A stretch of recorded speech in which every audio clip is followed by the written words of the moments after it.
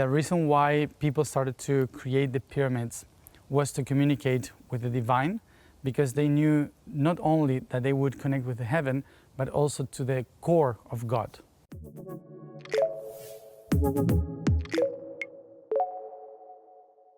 Pyramids are like the seeds of the creation. So actually, when we talk about pyramids, we shouldn't see just the upper part. We have to see also that they were built in places with water under. So the water represents the opposite side. So pyramid, the name pyramid means fire, phyros. So it's like the fire and the water that creates the two aspects of the self, which is the seed of creation. And if you see all the geometry of the universe, icosahedron, dodecahedron, hexahedron, and the both tetrahedrons in the center, what you find in the core of it is an octahedron. The octahedron is like two pyramids, one above and one below, and they represent the core, the system, the core of the system of the entire geometry in the existence. So basically, the reason why people started to create the pyramids was to communicate with the divine, because they knew not only that they would connect with the heaven, but also to the core of God.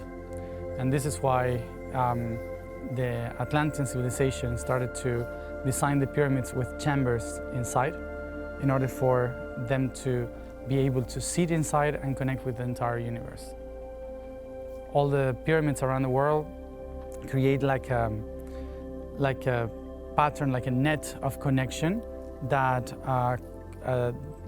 opens portals for each one of the constellations that are in the sky. So basically, there are specific pyramids related to a specific constellation and specific information. So they all were connected in the same network. Now they are all separated, but before it was the way they had to communicate. It was like the internet of that time. So whatever someone uploaded in one of the pyramids, they could also hear it when they were meditating in other pyramids. It was a net of communication. The pyramids are maybe 20% functioning today. They don't actually have the same abilities that they had before, because they are broken, people with an awareness inside that making noises, destroying the shape of it. So they were broken throughout wars, forgotten.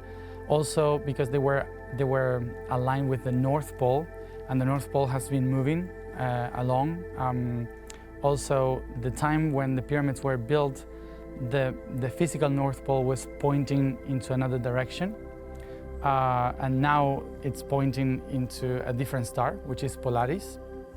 So, because it's not the same position, the magnetic field is not in the same position, so it's not powerful enough.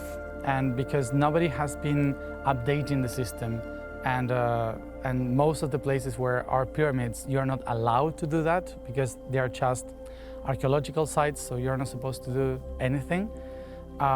So it's like all machines that are not connected. But when you use them once and again, and a lot of people goes once and again, they can amplify part of that information. I wasn't present during the construction of the pyramids, but I know that they were built with sound. So the architects at that time, they designed the whole project by creating roads along in the case of Egypt, through the Nile.